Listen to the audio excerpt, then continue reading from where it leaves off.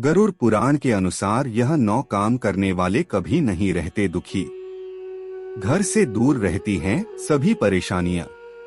हमारे धर्म शास्त्रों में व्यक्ति के जीवन से जुड़ी कुछ ऐसी बातों के बारे में बताया गया है, कुछ ऐसी आदतों के बारे में बताया गया है जो व्यक्ति के जीवन के आधार मानी जाती हैं और उसको प्राप्त होने वाले शुभ और अशुभ फलों के लिए जिम्मेदार मानी जाती हैं। आज हम बात करने जा रहे हैं गरुड़ पुराण के बारे में। गरुड़ पुराण में ऐसे 9 काम के बारे में बताया गया है जिनका पालन यदि किसी परिवार में किया जाए तो वो परिवार पीढ़ियों तक खुशहाल बना रहता है। दुख दर्द ऐसे लोगों से कोसों दूर रहता है और सदैव भगवान का आशीर्वाद प्राप्त होता है। आइए जानते हैं शास्त्रों में बताए गए 9 ऐसे ही काम। नमस्कार दोस्तों, स्वागत है आपका एक बार फिर धर्मो रक्षित चैनल पर। कुलदेवता पूजन और श्राद्ध। जिस कुल के पितृ और कुल देवता उस कुल के लोगों से संतुष्ट रहते हैं, उनकी 7 पीढ़ियां खुशहाल रहती हैं। हिंदू धर्म में कुल देवी का अर्थ है कुल की देवी। मान्यता के अनुसार हर कुल की एक आराध्य देवी होती है जिनकी आराधना पूरे परिवार द्वारा कुछ विशेष तिथियों पर की जाती है। वही पितृतर्पण और श्राद्ध से संतुष्ट होते हैं। पुण्यतिथि के अनुसार पितृ का श्राद्ध व तर्पण करने से पूरे परिवार को उनका आशीर्वाद प्राप्त होता है। जूठन व गंदगी से रखें घर को दूर। जिस घर में रसोई में खाना बिना चखे भगवान को अर्पित किया जाता है, उस घर में कभी अन्न और धन की कमी नहीं होती है। इसलिए यदि आप चाहते हैं कि घर पर हमेशा लक्ष्मी मेहरबान रहे तो इस बात का ध्यान रखें कि रसोई में जूठन न रखें व खाना भगवान को अर्पित करने के बाद ही जूठा करें। साथ ही घर में किसी तरह की गंदगी जाले आदि न रहें, इसका खास ख्याल रखें। इन 5 को खाना खिलाएं। खाना बनाते समय पहली रोटी गाय के लिए निकालें। मछली को आटा खिलाएं। कुत्ते को रोटी दें। पक्षियों को दाना डालें और चींटियों को चीनी व आटा खिलाएं।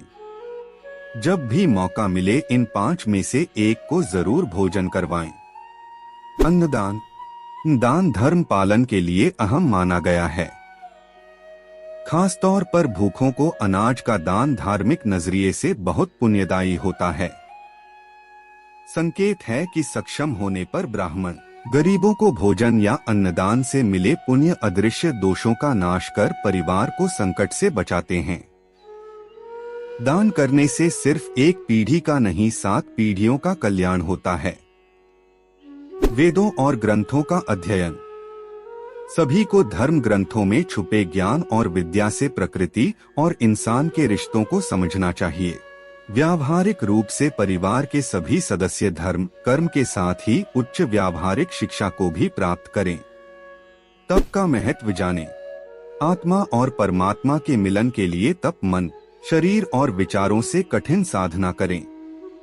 तप का अच्छे परिवार के लिए व्यावहारिक तौर पर मतलब यही है कि परिवार के सदस्य सुख और शांति के लिए कड़ी मेहनत, परिश्रम और पुरुषार्थ करें।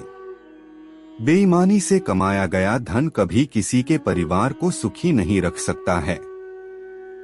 ऐसा करके क्षणिक शांति के लिए हम अपना पूरा जीवन दांव पर लगाते हैं।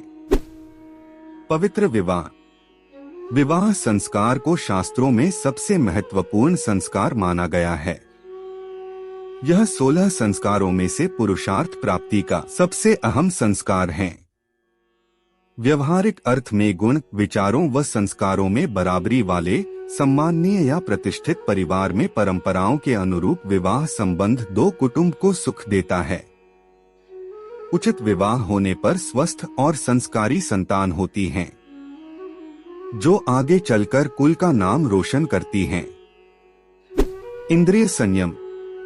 कर्मेंद्रियों और ज्ञानेंद्रियों पर संयम रखना सबसे अहम माना गया है, जिसका मतलब है परिवार के सदस्य शौक मौज में इतना न डूब जाए कि कर्तव्यों और जिम्मेदारियों को भूलने से परिवार दुख और कष्टों से घिर जाए।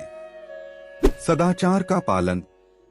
अच्छा विचार और व्यवहार। संदेश है कि परिवार के सदस्य संस्कार और जीवन मूल्यों से जुड़े रहें। स्त्रियों का सम्मान करें और परस्त्री पर बुरी निगाह न रखें। ऐसा करने से घर में हमेशा मां लक्ष्मी की कृपा बनी रहती है।